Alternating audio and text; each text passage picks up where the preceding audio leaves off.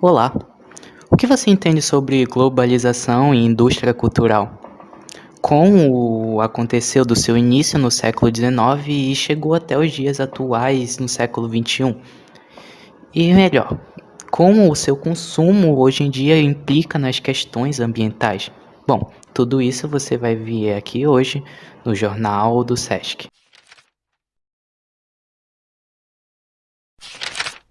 Ao investigarmos a modernidade, começamos pelo século XX, que está marcado numa configuração de duas metades. Na primeira, vemos o fortalecimento de políticas após os conflitos bélicos envolvidos, e na segunda, o surgimento de uma ferramenta de mudança totalmente tecnológica, política e econômica. Estamos falando da internet. Com isso, a virtualização se tornou frequente e um modelo apresentado que vai revolucionar também essa era é a globalização. Bom, agora assim, o mundo se torna mais globalizado com a imersão dessas tecnologias. Eu posso me comunicar agora com alguém do Japão e eu aqui no Brasil e se comunicar de maneira instantânea por meio de mensagens e e-mail ou até uma ligação ao vivo.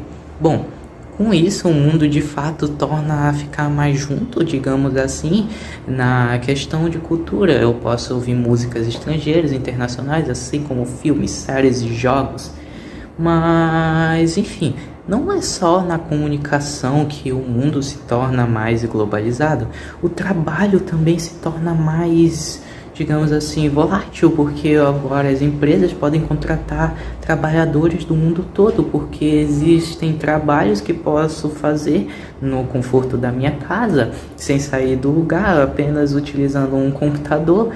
E assim entra uma questão muito grande e enfatizada nas ciências sociais. Como essa globalização implica na cultura? Será que essa diversidade amplia ou reduz a cultura local? A globalização da economia, como ela implica na identidade cultural de um país? Ou melhor, uma cultura global e homogênea central vai substituir uma cultura local de um país já consolidado? Bom, é isso que vamos ver agora, começando na palavra de um especialista na expansão da globalização. Olá, meu nome é Lian e eu irei falar hoje sobre o modelo mais atual que temos em nossa sociedade, o chamado capitalismo. O capitalismo ele nasceu no século XIII, durante o Renascimento, que foi a queda do feudalismo, que foi o enfraquecimento do feudalismo e o crescimento muito forte do capitalismo nascido pelos burgueses.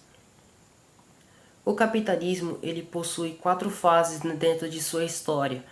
O primeiro capitalismo foi o capitalismo comercial, que foi o capitalismo que aconteceu durante as grandes navegações, conhecido como mercantilismo ou metalismo. O segundo capitalismo na história foi o capitalismo industrial, que foi o capitalismo onde ocorreu a Revolução Industrial na Inglaterra, que foi muito importante, que foi um marco muito importante com o nascimento do trabalho assalariado, ou seja, o trabalho que o trabalhador ele ganha dinheiro ganha folga e tudo mais. O terceiro da história foi o capitalismo financeiro, que foi a recuperação financeira dos países envolvidos na Primeira Guerra Mundial, sendo dos principais Alemanha, Japão, Itália, União Soviética, França, Inglaterra, entre outros. E por último, temos o capitalismo informativo, que foi aquele capitalismo relacionado ao desenvolvimento e ampliações de tecnologias que ajudam na globalização. O capitalismo, quando ele se hegemonizou no mundo, ele começou a implicar que todos os países eles deveriam ter o mesmo modelo de produção, independentemente do seu financeiro.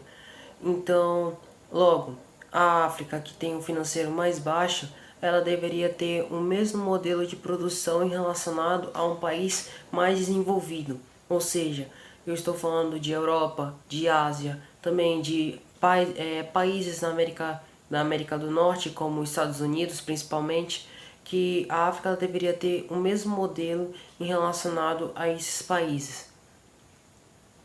E durante o século XX, eles começaram a querer se expandir, com a produção sendo bem alta, e também com essa produção sendo alta, teria que ter também o lucro, ou seja, eles queriam que tenha o consumo, as vendas desses produtos.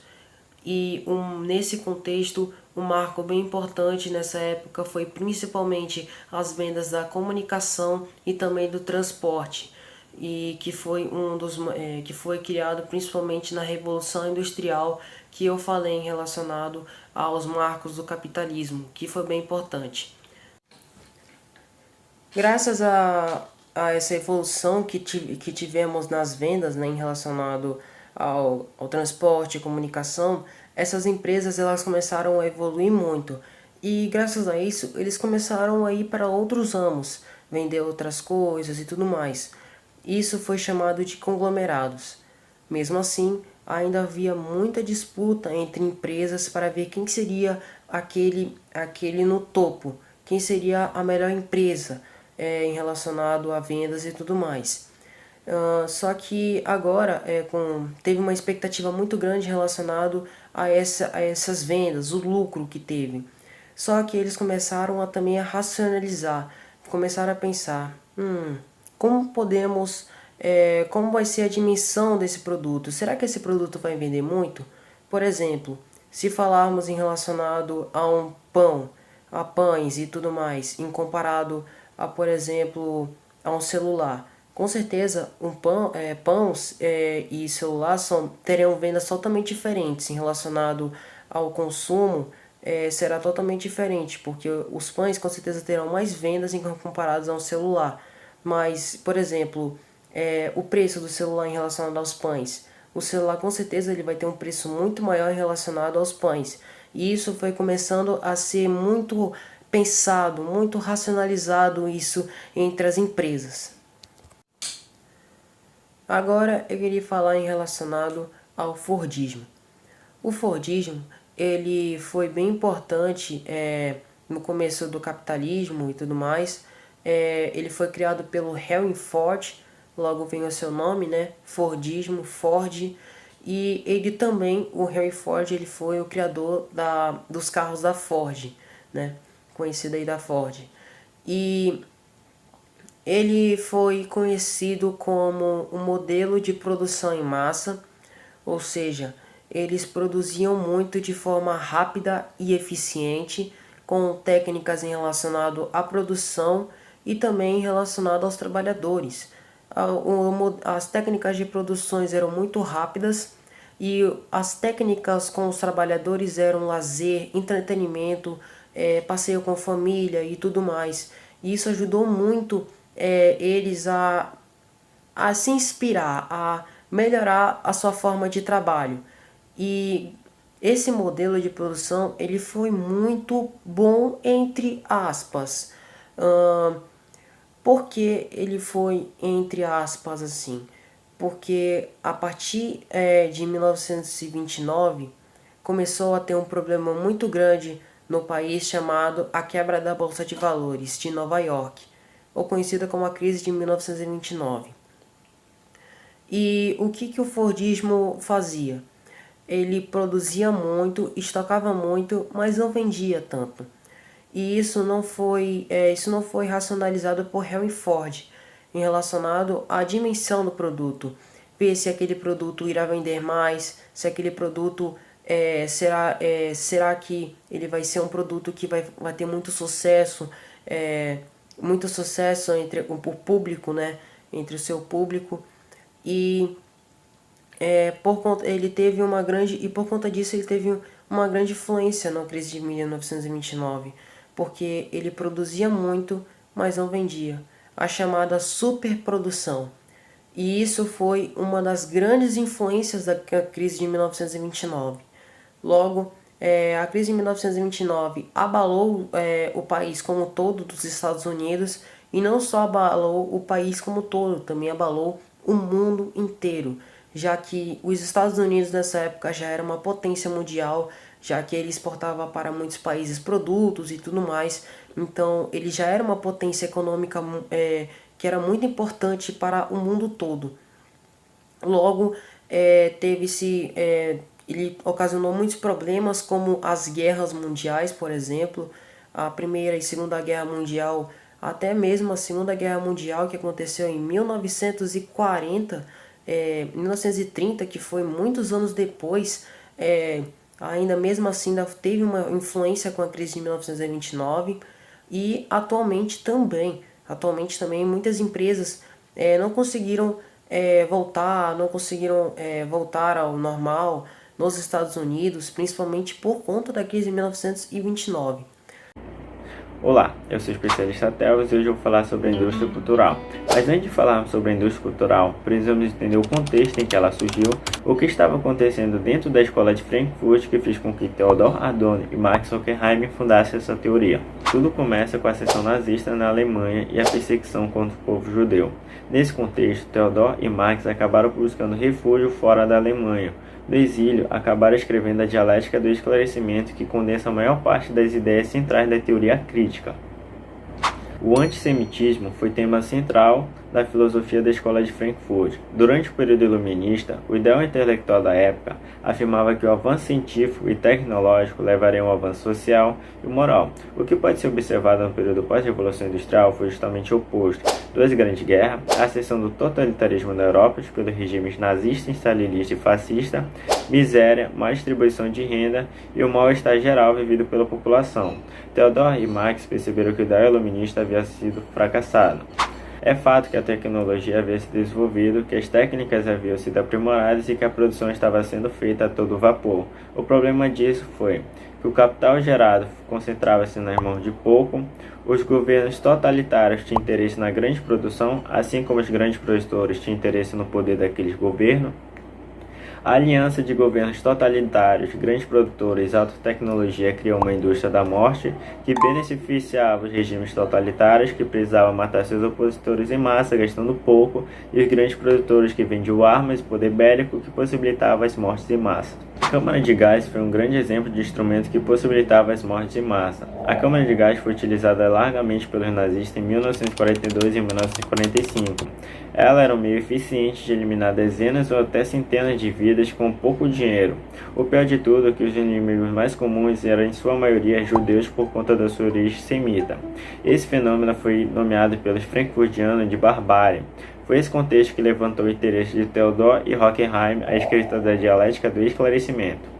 O grande avanço técnico, tecnológico e racional da humanidade, sem uma reflexão humana, teórica e crítica, resultou no que os frankfurtianos chamaram da razão instrumental, isto é, plena utilização de técnica da razão sem uma reflexão prévia, fazendo da capacidade racional um mero instrumento para render lucros, assim para manter a ordem econômica capitalista e a ideologia que a sociedade estava avançando, seria necessário um forte aliado, a mídia. Naquela época, a mídia era composta pelos jornais, pelo rádio e pelo cinema. Com esses veículos de comunicação, passava adiante forma de fazer artístico para o público. A ideia primária foi ampliar o público, ou seja, disponibilizar o acesso à grande massa da população. Mais que isso, seria necessário criar conteúdos que fossem facilmente absorvidos por essa massa e que mantivesse satisfeita com aquela nova forma de lazer, pois assim ela se sentiria mais motivada para trabalhar e não pensaria em se rebelar contra o sistema capitalista. Surge então a indústria cultural. A indústria cultural. A indústria cultural trata os espectadores como massa, anulando a sua individualidade. Ela supõe que todos são iguais e querem a mesma coisa. Essa indústria nivela por baixo as diferentes camadas intelectuais, utilizando dos meios de canais de comunicações e dos programas oferecidos para passar a ideologia dominante adiante e manter as pessoas crentes naquela ideologia e satisfeitas com a situação política e econômica em que vivem. A economia, política e estratégias governamentais fundem-se em uma produção artística inautêntica, utilizando também da razão instrumental, pois esta cria a tecnologia que permite a disseminação de informação. A informação e a satisfação dos desejos mais básicos tomam forma em fazer artístico de baixa qualidade, que admito adentra lares de massa da população, mantendo todos conformados, isso é, a indústria cultural. A indústria cultural no Brasil. Apesar do conceito ter sido desenvolvido no século passado, ele ainda pode ser aplicado na atualidade. A consolidação da indústria cultural no Brasil aconteceu de forma tardia. Durante a década de 1970, vários pesquisadores passaram a se interessar pelo tema e estudar os seus desdobramentos no país. Aqui, a televisão e sua influência na sociedade brasileira estiveram presentes em diversos estudos, inclusive empíricos. Trazendo para uma realidade mais recente, pode-se falar da internet e das redes sociais como novos sujeitos da comunicação na atualidade. O fenômeno da fake news é um bom exemplo de como a comunicação, a depender do modo como seja utilizada, pode ser prejudicial à sociedade. O outro fator interessante é notar as características da produção artística em massa na cultura brasileira. Na música, por exemplo, é possível notar o surgimento de novos cantores com trabalhos que apresentam batidas e melodias semelhantes. Resumindo, a indústria cultural passa a ser um mecanismo de controle dos indivíduos, a sua imposição acontece de cima para baixo e tem como objetivo padronizar, homogeneizar e fortalecer os valores capitalistas de consumo perante as grandes massas. Para isso, a própria indústria trabalha em prol da alienação das pessoas.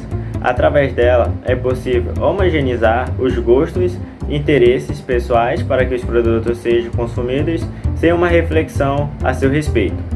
Com isso, a gente vai ter algumas características da indústria cultural. O lucro é a sua finalidade, a padronização dos gostos e interesses dos consumidores, a massificação dos produtos fáceis de serem consumidos, homogeneização dos produtos como filmes, músicas, novelas, peças e etc. são semelhantes e por isso acabam fazendo sucesso. Olá, eu sou Manuel e, como um conhecedor do tema, discutiremos um tópico de extrema relevância no mundo contemporâneo: a criação da cultura por meio da tecnologia e comunicação, e como isso influencia a formação de uma sociedade em rede. Exploraremos também como a interconectividade digital transformou os processos culturais e promoveu mudanças significativas em nossa maneira de viver, se comunicar e compartilhar informações. Temos a ascensão da cultura digital. Temos um breve histórico da evolução tecnológica e sua influência na cultura. Temos a invenção da escrita, que foi um dos primeiros marcos tecnológicos da história humana. A invenção da imprensa por Johannes Gutenberg, que revolucionou a forma de como as informações eram compartilhadas. A descoberta e o desenvolvimento da eletricidade no século XIX, que possibilitou a criação de dispositivos como o telégrafo, o telefone e o rádio, revolucionando a comunicação e encurtando distâncias. E também temos a revolução da informática e a popularização da internet, que inauguraram a era digital, a era atual. A convergência de computação, telecomunicações e mídia possibilitou a criação de uma cultura digital global. A evolução tecnológica, desde a escrita até a era digital, tem sido um motor impulsionador de transformações culturais. Cada avanço tecnológico abriu por novas possibilidades de expressão, acesso ao conhecimento e interação social, moldando a forma como nos comunicamos, compartilhamos informações, consumimos mídia e construímos identidades culturais. Voltando ao tópico, temos o impacto da internet e das redes sociais na disseminação de informações e na criação de uma cultura digital. E temos a acessibilidade e democratização da produção cultural através da tecnologia. Temos novas formas de comunicação, como o papel das redes sociais e aplicativos de mensagens na interação social e de formação de comunidades virtuais. Temos as transformações de modelos tradicionais de comunicação, de um fluxo unidirecional para um diálogo aberto, e participativo. E temos a ampliação do acesso à informação e a diversidade de perspectivas.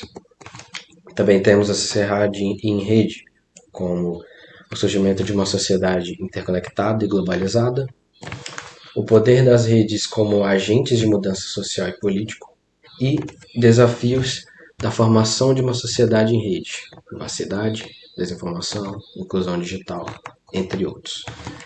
Temos algumas implicações e reflexões, como o papel dos indivíduos na criação e preservação da cultura em um contexto digital, o equilíbrio entre tradição e inovação na era da sociedade em rede, e a importância da educação e do pensamento crítico na era digital. Em resumo, a tecnologia e a comunicação têm desempenhado um papel fundamental na criação da cultura e na formação de uma sociedade em rede.